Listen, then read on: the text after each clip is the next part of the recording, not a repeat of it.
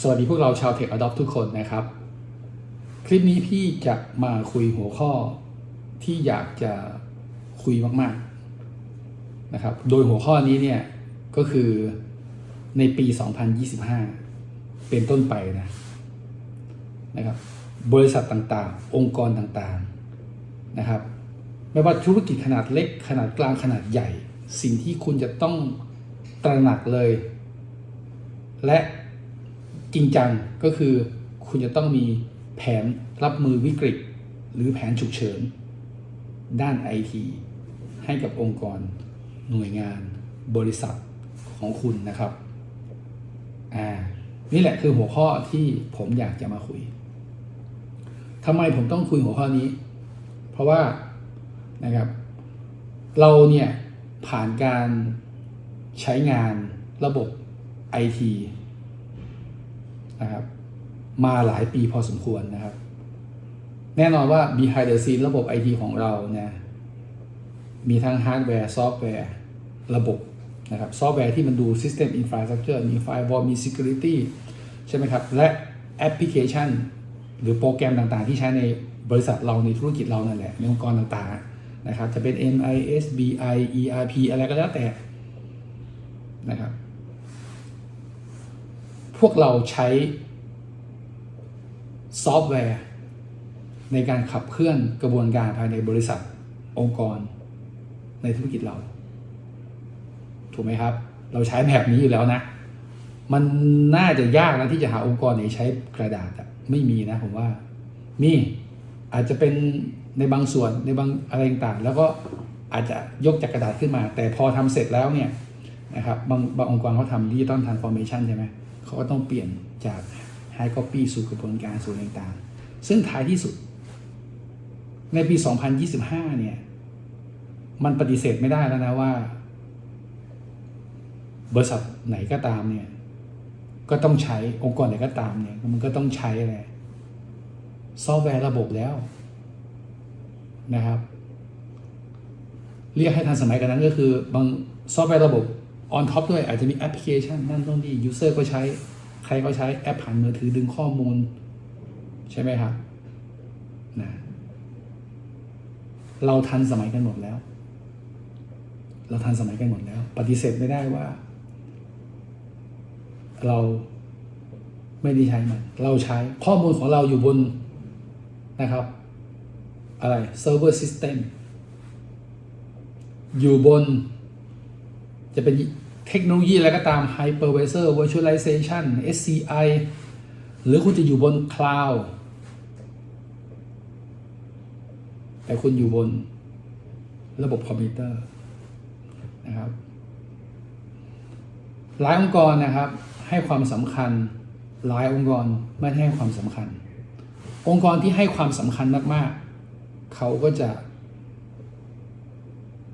มุ่งไปถึงการพัฒนากระบวนการเพื่อให้แน่ใจนะว่าถ้าเกิดเหตุอะไรก็ตามขึ้นกับระบบของเขานะครับข้อมูลของเขาเนี่ยมีการสำรองข้อมูลของเขาเนี่ยมีการนำออกไปสู่แหล่งภายนอกข้อมูลของเขาเองเนี่ยนำไปสู่ hard copy หลายๆองค์กรที่เป็นองค์กรชั้นนำองค์กรใหญ่ๆนะครับอาจจะทำดีมากกว่าที่ผมบอกแต่องค์กรจำนวนไม่น้อยกล้าพูดเลยไม่น้อยไอ้ที่ทำแบบยอดเยี่ยมมากตอบโจทย์ได้ทุกอย่างว่าถ้าเกิดต่างๆเขามีแผนการเพื่อรองรับนะครับเพื่อรองรับ แต่อาจจะมีสัก 80% ของบริษัทต่างๆองค์กรต่างๆในประเทศไทยนะเอาแค่ประเทศไทยก็พอละนะครับอาจจะไม่ได้นึกถึงเพราะว่าอะไรจากการสัมผัสนะครับประสบการณ์ตรงแล้วกันเราอาจจะมุ่งมั่นทุ่มเทในการพัฒนาระบบภายในธุรกิจภายในบริษัทเราบางครั้งเราก็เผลอไปให้ความสำคัญเกี่ยวกับระบบ Infrastructure เราก็ให้ความสำคัญกับระบบ security เราก็ให้ความสำคัญกับระบบเครือข่ายใช่ไหมเราก็ให้ความสำคัญกับระบบนั่นโน่นนี่แอปพลิเคชันที่มาใช้งานธุรกิจเรานะครับต่างฝ่ายที่มีหน้าที่ฝั่ง IT ก็ดูแลด้านนี้ฝั่งแอปพลิเคชันก็ดูแลด้านนี้นะครับหรือเอาซอสมาก็แล้วแต่นะครับก็นะหลายๆองค์กรเลยระบบแบ็กอัพยังไม่ได้นึกถึงเลยจะมีได้เลือดตาแทบกระเด็นอันนั้นก็เป็นบริษัทที่อาจจะไม่ได้ตระหนักนะครับแต่พอปัจจุบันเนี่ยผมเชื่อว่าหลายองค์กรตระหนักว่าจะต้องมีแบ็กอัพข้อมูลจะต้องมีระบบ redundancy จะต้องมีนะครับการดีไซน์ต่างๆต้องให้ความสำคัญว่าถ้าเกิด failure นะครับในแง่ของฮาร์ดแวร์เองเนี่ยมันต้องไม่กระทบกับระบบเนี่ยคิดถึงกันขนาดนั้นละนะครับซอฟต์แวร์หรือ System Application เองก็ยังมีเรื่องของ availability high availability คือคำว่า high availability โทษที high availability นะเนี่ยมันไม่ได้ทำได้แค่ level hardware นะซอฟต์แวร์ก็ทำได้ database ทำ high availability ได้ HA ได้ database application ก็ทำ server farm ได้มีหลายๆตัวช่วยกันทำงานได้ตัวหนึ่ง fail หรือที่เหลือยังทำงานนั่นมันมีหลายชั้นนะครับ network ก็ยังมี redundant ต่างๆได้นะครับพวกนี้นะครับ แล้วถ้าเกิดปัญหาโดยทั่วไปนะอย่างเช่น system corrupt ไฟล์เสียหรืออะไรต่างๆเราก็ maintain พวกนี้ได้นะครับจัดการปัญหาต่างๆได้นะเราก็จะมีแผนระดับหนึ่งแผนในการอย่างเช่นหลายองค์กรมีสิ่งที่เรียกว่า audit ใช่ไหมครับ internal audit เนี่ยเขาจะมา audit ว่าคุณ copy ข้อมูลสำรองข้อมูลอะไรต่างๆหรือไม่นะครับข้อมูลของคุณล่าสุดเป็นปัจจุบันอะไรเท่าไหร่โดยมากจะเป็นคำถามเชิงนะคำถามเชิงให้ตอบมาให้เติมคำตอบลงในกระดาษให้ฟอร์มซึ่งการตอบเนี่ยมันตอบยังไงก็ได้เพื่อให้ฟอร์มเนี่ยถูกกรอกได้อย่างถูกต้องเผลอๆกรอกไม่ถูกก็มีคนแนะนำว่าเฮ้ยต้องกรอกนี้มันถึงจะถูกต้องแต่ในเชิงปฏิบัติจริงเนี่ยมันจริงหรือเปล่าไม่รู้ก็มีนะครับนั่นนี่คือในเชิงที่จะไป fulfillment ในงานด้านเอกสารแต่ในของจริงเนี่ยไม่รู้มันจริงหรือเปล่านะครับดังนั้นเยอะมานานก็ยังจะบอกว่าเชื่อไหมครับว่าพวกเราเองเนี่ยนะครับขาดสิ่งหนึ่งและผมอยากจะเชิญชวนและให้พวกเราตระหนักเลยก็คือปี 2025 เนี่ยมันไม่ใช่ปีธรรมดาแล้วล่ะเพราะโลกนี้ทุกองค์กรทุกบริษัทมันใช้ดิจิตอลหมดแล้วมันรันอยู่บนคอมพิวเตอร์หมดแล้วมันเป็นซอฟต์แวร์ซิสเต็มไปหมดแล้วมันถูกจ้องเล่นงานนะครับตอนนี้มันถูกจ้องเล่นงานมีภัยพิบัติที่ถูกจ้องเล่นงานมันจะโจมตีด้านไซเบอร์มันจะอะไรก็แล้วแต่ผลลัพธ์ที่มันจะเกิดขึ้นจะร้ายแรงมหาศาลเลยนะครับก็คือขั้นที่เราไม่สามารถใช้งานระบบใดๆได้ในธุรกิจเราข้อมูลและซิสเต็มของเราพังทลายไม่ว่าจะอะไรก็ตามนะพังทลายด้วยเหตุใดก็ตามโจมตีผ่านการเขาเรียกว่าโจรกรรมข้อมูลโจมตีผ่านการเรียกค่าไถ่ข้อมูลหรือเรามักเรียกเรนซัมแวร์นะเนี่ยมันจะเจอภัยพิบัติหนักๆนี้นะครับดังนั้นสิ่งที่จะต้องทำเลยก็คือเราต้องลงรายละเอียดเราต้องจริงจังกับแผนรับมือแผนฉุกเฉินด้านธุรกิจแผนฉุกเฉินด้านธุรกิจมีหลายแบบนะครับแผนการเงินแผน HR แผนนั่นแผนโน้นแผนนี้กำลังพูดถึงแผนด้าน IT งาน IT งาน IS อะไรก็แล้วแต่ในที่นี้หมายถึงระบบสำคัญในบริษัทเรา ERP นั่นเหรอไฟล์แชร์นั่นเหรอนะหรือถ้าไม่พูดถึง ERP มันใหญ่ไประบบบัญชีระบบการเงินระบบ HR ระบบ Payroll ระบบนั่นระบบโน่นระบบนี่ระบบควบคุมการผลิตระบบสต็อกระบบขายระบบต่างๆนี่กำลังพูดถึงระบบพวกนี้เพราะถ้าระบบพวกนี้มันเกิดปัญหา มูลค่าความเสียหายมันเยอะมาก เพราะเราจะดำเนินธุรกิจไม่ได้องค์กรเราชะงักงันถ้าองค์กรเราไม่ใช่องค์กรธุรกิจองค์กรเราเป็นองค์กรหนึ่งที่ต้อง process แน่นอนว่าชะงักงันแน่นอนผมจึงอยากจะให้พวกเราตระหนักว่าเฮ้ยถ้าคุณยังไม่มีแผนรับมือกับปัญหาด้านไอทีขั้นสุดขั้นวิกฤตที่มันเกิดขึ้นนะองค์กรคุณเสี่ยงและถ้าคุณทำแบบผักชีโรยหน้าเหมือนกับเมื่อกี้ที่ผมยกตัวอย่างมันมีออดิตภายในองค์กรเราแต่การตอบคำถามในฟอร์มกับการทำงานจริงนั้นเนี่ยมันไม่ไปด้วยกันอันนี้อันตรายสุด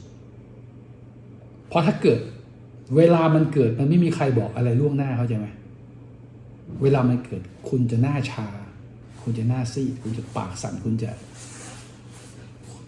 ทำอะไรไม่ถูกคนที่ดูเนี่ยถ้าเป็น IT Manager IT Director หรือเจ้าของธุรกิจถ้าดูนะครับ1คุณดูปุ๊บคุณตระหนักถึงความสำคัญของความร้ายแรงที่พี่พูดที่ผมพูดนะครับคุณต้องกลับไปเช็คทันทีตอนนี้คุณไม่เกิดเหตุนะคุณโชคดีแต่คุณอย่าชะล่าใจคุณสามารถจะตกเป็นเหยื่อได้ทำไมนะหรือต้องเข้าใจก่อนนะครับว่าอะไรก็ตามที่เกี่ยวกับระบบ IT นะครับคุณจะต้องทำงานอย่างหนักมากเลยนะครับในการที่จะป้องกันนะครับคุณซื้อไฟวอลมาใช่ไหมครับคุณซื้อเซิร์ฟเวอร์มาคุณรันระบบคุณอยู่หลังไฟวอลคุณแยกโซนเน็ตเวิร์กของระบบคุณแทบจะกรองด้วยซ้ำว่าใครเข้าได้อันนี้ผมพูดถึงแบบเบสเคสเลยนะที่แบบนะยังมีไฟวอลมากั้นแอปพลิเคชันอีกถ้าเป็นแอปพลิเคชันยังมีพวกเว็บแอปไฟวอลมากั้นแอปพลิเคชันอีกดัตต้าเบสก็ยังมีดัตต้าเบสยังมีไฟวอลของดัตต้าเบสมากั้นอันนี้เอาขั้นสุดแล้วกันเซิร์ฟเวอร์นี่ไม่ต้องพูดถึงเป็นฟาร์มฮาร์ดแวร์พังระบบคุณไม่เกิดปัญหาแน่นอนนะครับแอนตี้ไวรัสคุณมีทุกโหนดทุกเครื่องทุกคลายแอนนะครับแต่คำถามนะครับต่อให้คุณเอาคนมาสแกนช่องโหว่ของระบบคุณนะครับแล้วคุณก็จะพบว่านะครับในแง่ของการป้องกันแล้วต้องมาอัปเดตแพทช์อัปเดต security คำถามคือคุณทำได้ 100% หรือเปล่าผมตอบเลยนะครับว่าการจะทำได้ 100% มันอาจจะเป็นอุดมคตินะอุดมคติหมายความว่ามันแทบจะไม่สามารถมีใครบอกได้ว่าคุณจะไม่มีช่องโหว่แน่คุณจะไม่เจอแน่นะครับเขาถึงบอก zero trust คุณจะต้องทำ zero trust อย่าไปไว้ใจอะไรทั้งนั้นเพราะว่าขนาดเวนเดอร์ด้านความปลอดภัยดังๆในระดับโลกเนี่ยก็ยังมาขายแคมเปญ marketing word อย่างเช่น zero day มี AI คอยพิจิตรนั่นโน่นนี่ถ้าเกิดความสงสัยแล้วก็ส่งขึ้นไปวิเคราะห์บนคลาวด์ security นั่นโน่นนี่นะครับแต่เห็นไหมเวนเดอร์เองก็ไม่กล้า ก็ทำให้ดีที่สุดนั่นแหละในเชิงการป้องกันก็ทำดีแต่ที่จะสื่อก็คือว่ามันไม่ 100% หรอกเป็นอุดมคตินะครับคนที่เขาจ้องเล่นงานอยู่นะครับเขาอาจจะล้ำกว่าเราก็ได้เขาอาจจะล้ำกว่าเราก็ได้และเขาเองเนี่ยมีเป้าหมายที่ชัดเจนเมื่อเขาสแกนเราอาจจะเจอก็ได้ในขณะที่เราป้องกันโคตรดีเลยนะถ้ามันมีช่องโหว่สักช่องเราทำให้ดีที่สุดอาจจะมีช่องโหว่ที่อุปกรณ์ใดอุปกรณ์หนึ่งซอฟต์แวร์ใดซอฟต์แวร์หนึ่งช่องโหว่ผ่านแอปพลิเคชันที่คุณพับปริกออกไปนั่นแหละต่อให้คุณใส่ SSL ต่อให้คุณมีสแกนได้มันมีช่องโหว่ไหมคุณเข้าใจช่องโหว่ใช่ไหมคนอื่นเขาเห็นก่อนเขารู้ช่องทางการโจมตีคุณจะป้องกันยังไงคุณก็มีสิทธิ์โดนได้ต่อให้คุณป้องผมจะบอกว่าต่อให้คุณป้องกันอย่างเต็มที่คุณก็ไม่ต ตอบไม่ได้100%ว่าคุณจะไม่โดนถ้าคุณจะโดนเป็นกลุ่มเป้าหมายจริงๆคุณการป้องกันมันยากทำให้ดีที่สุดมันทำได้ ดังนั้นก็จะมาเชิญชวนว่าในเมื่องานป้องกันเนี่ยมันเป็นงานที่เราตอบไม่ได้100%นะครับ นะคนมันหาเรื่องมันก็อาจจะหาเรื่องคุณก็ได้นะครับหรืออาจจะมีเทคนิคในการทำโซเชียลเอนจิเนียริงทำฟิชชิ่งอะไรต่างๆเข้ามาผ่านเมลคุณนะครับต้องตอบคำถามว่า Client ในองค์กรคุณเนี่ยหนึ่งเป็น Windows ที่มันอัปเดตล่าสุดจริงๆหรือเปล่าขนาดล่าสุดมันอาจจะมีช่องโหว่ได้โปรแกรมของคุณอัปเดตไม่ได้100%เหตุผลเพราะอะไรรู้ไหมแอปบางแอปโปรแกรมบางโปรแกรมถ้าคุณอัปเดตใหม่ๆมากๆแล้วไปเจอคอนฟ lict อัปเดตเป็นคอนฟ lict ก็เจอปัญหาโปรแกรมเกิดทำงานไม่ได้หลายคนคงเคยเจอถูกไหมคือคุณจะอัปเดต Windows ล่าสุดในเชิงที่มันเป็น Windows เปล่าๆคุณทำได้นะแต่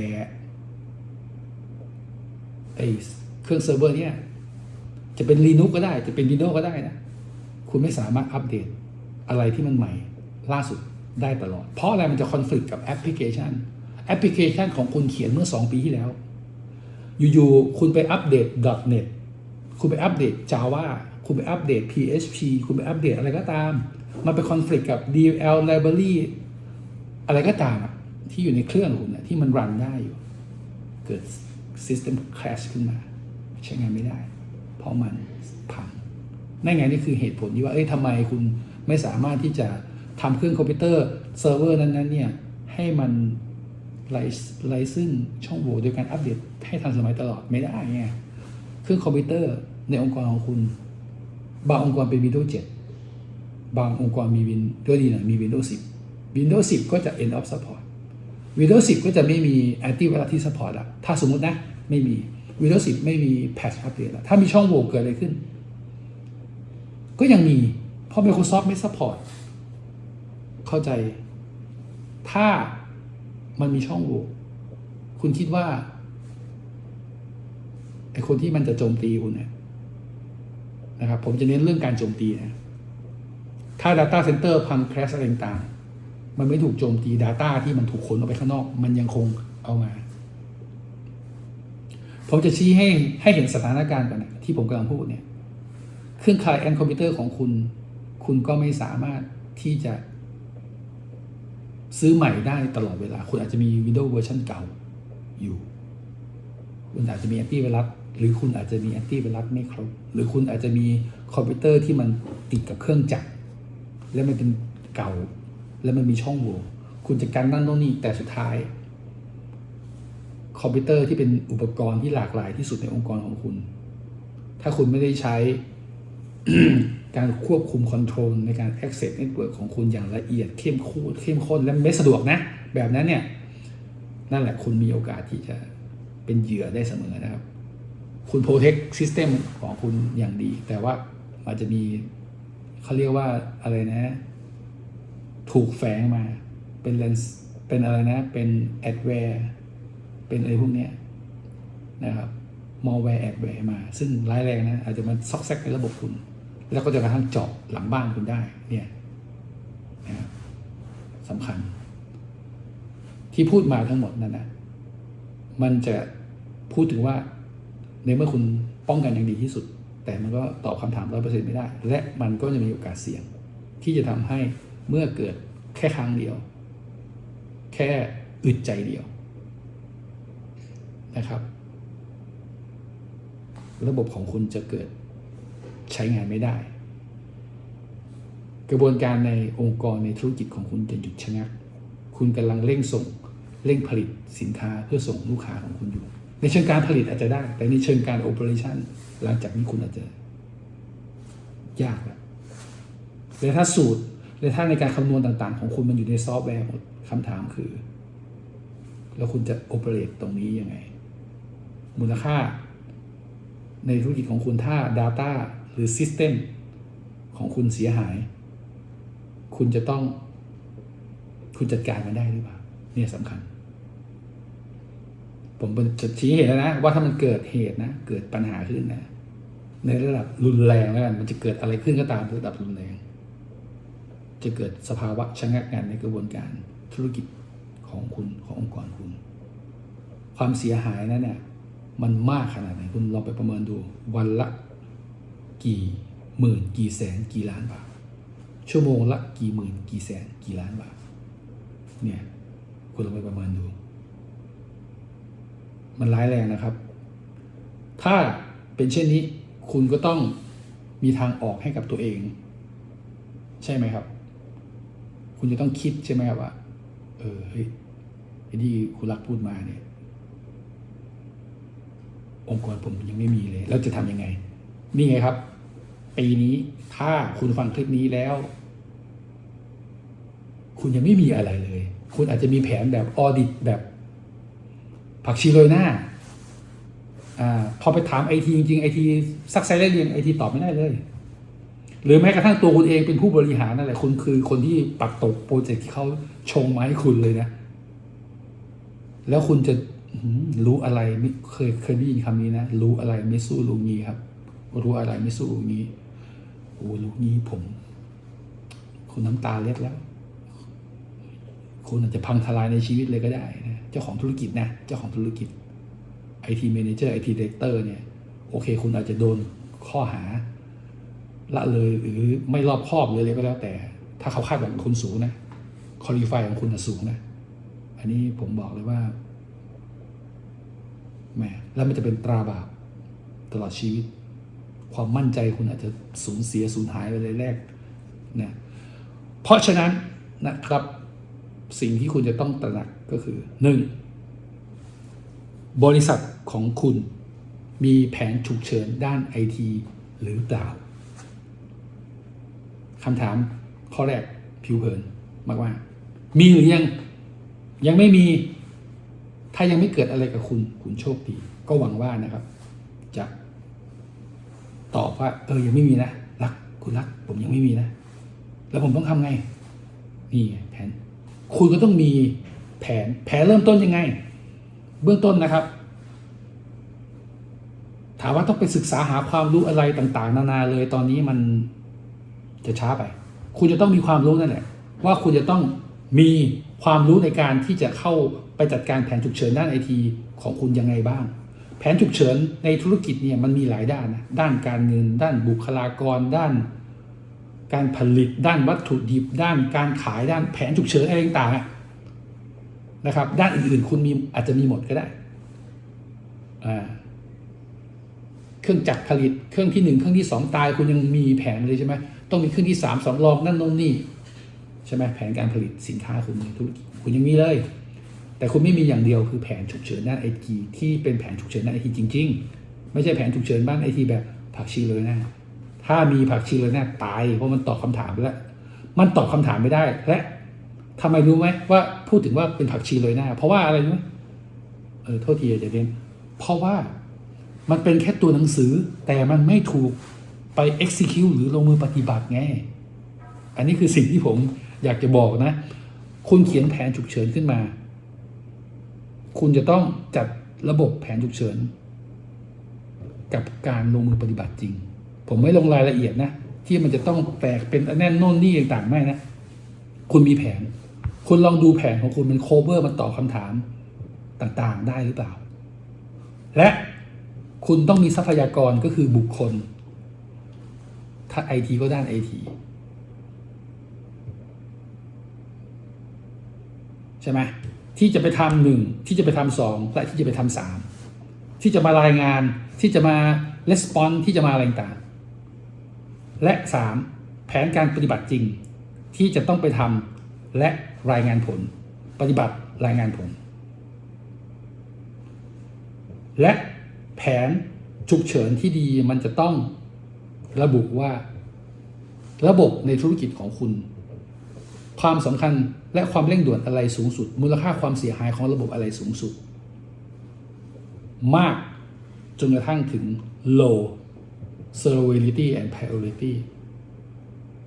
ไม่ต้องมองข้ามระบบไหนนะสำคัญทุกระบบสำคัญมากจนกระทั่งสำคัญน้อยถ้าสำคัญมากตีมูลค่าความเสียหายด้วยตีค่าเสียเวลาด้วยตี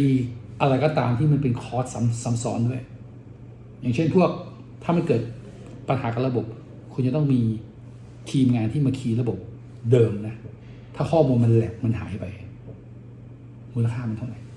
กี่วันเป็นมูลค่าเท่าไหร่ด้วยนั่นไงเพราะ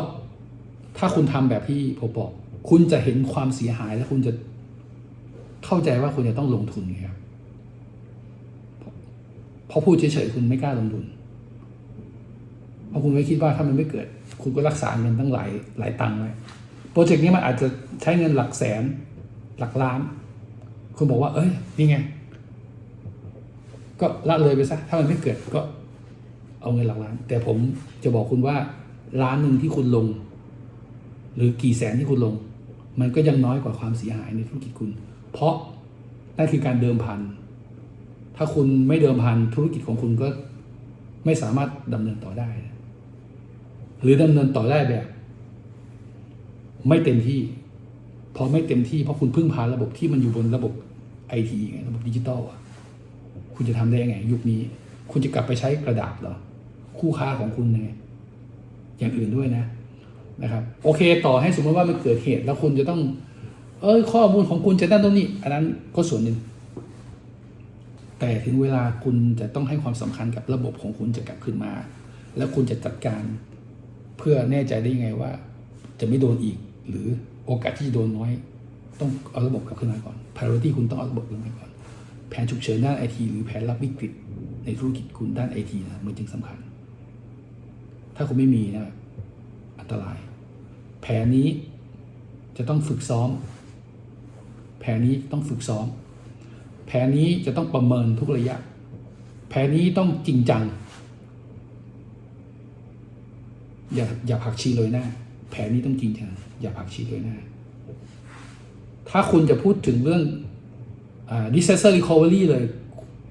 disaster recovery ตีซะว่าภัยหนึ่งในแง่ของภัยด้านไซเบอร์ก็เป็นแผนที่จะต้อง disaster recovery เหมือนกันต่อให้ไม่ใช่แผนดินไหวไฟแต่มันรุนแรงพอๆกันไงคุณต้องเอาตรงนี้เข้าไปด้วยแผนเจอวิกฤตด้านภัยร้ายจาก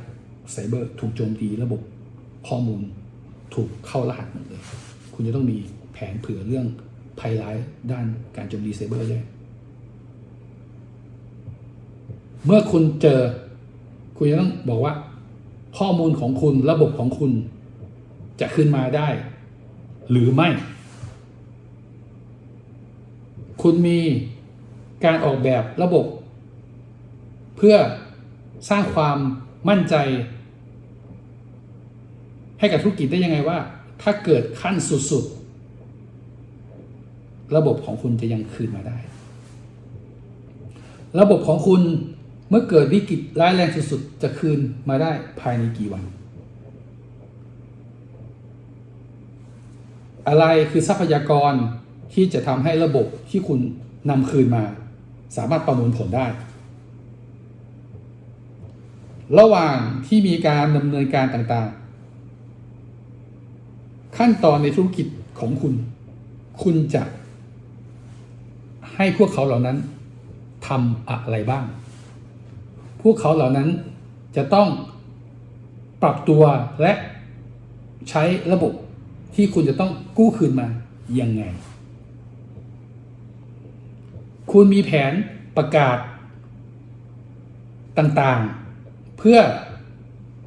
ให้ยูเซอร์เองไม่ตกใจหรือกระตกกระตากหรือยังไงแล้วแต่คุณจะต้องปิดบังถ้าหากเกิดเหตุฉุกเฉินคุณจะต้องปิดบังไม่ใช่คำว่าปิดบังคุณจะต้องป้องกันไม่ให้ข้อมูลตรงนี้แพร่ออกไปได้ยังไงก็คือไม่ให้จะพูดอย่างนี้ก็คือถ้าคุณโดนคุณอยากจะโฆษณาไหมว่าคุณโดนไม่ใช่ไหมครับเพราะงั้นต้องเก็บเป็นความต้องเก็บให้รู้กันแค่ภายในแล้วกันใช้คำพูดอย่างนี้คุณต้องเก็บไอ้ตรงนี้เป็นความลับจะต้องไม่ไปโฆษณานะไม่ได้นะครับถ้ามีคนรู้ก็รู้น้อยนิดนะหรือถ้าบางทีคุณปิดไม่ได้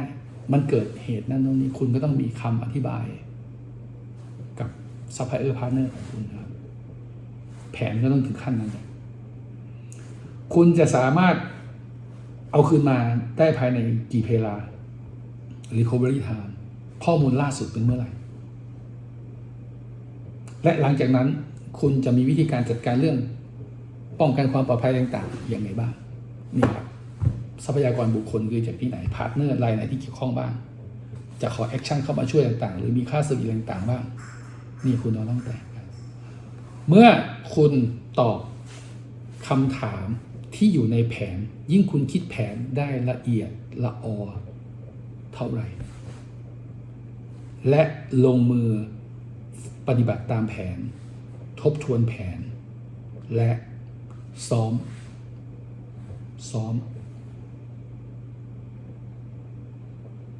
และพูดจริงๆในข้อมูลสุดๆที่คุณจะต้องอาศัยมันคุณต้องพูดอย่างเช่นถ้า Data ของคุณมันอยู่ใน Air Gap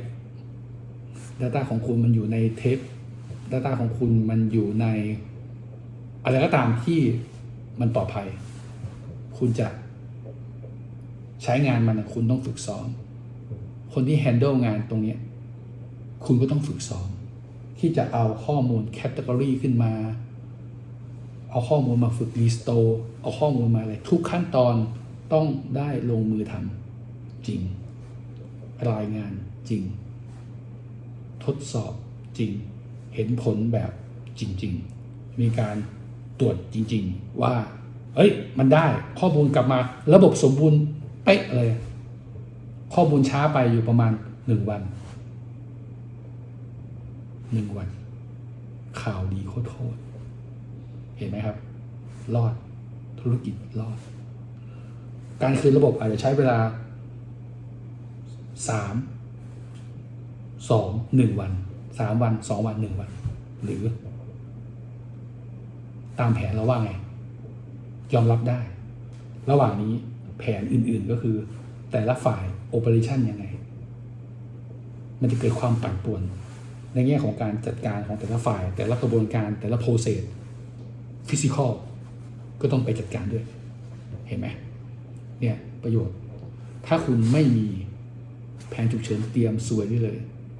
และลำบากแน่นะครับผมถึงเอาข้อมูลตรงนี้มาเล่าให้ฟังเพราะว่าผมเห็นถึงความสำคัญและผมตระหนักตรงนี้นะครับผมอยากให้ทุกคนที่รับฟังคลิปนี้ได้ประโยชน์นะครับฟังแล้วเป็นยังไงเนี่ยฟีดแบ็กด้วยนะครับและจริงจังเหมือนกันนะครับด้วยความเป็นห่วงจริงๆถึงมาใช้เวลา32 นาที33 นาทีเนี่ยพูดกับพวกเราหวังว่าทุกท่านนะครับจะไม่เจอประสบการณ์แบบที่จะต้องมาลำบากอะไรขนาดนั้นนะครับแต่ก็หวังว่าทุกท่านจะตระหนักถึงความสำคัญในเรื่องที่พูดนี้เจอกันในคลิปหน้าครับสวัสดีครับ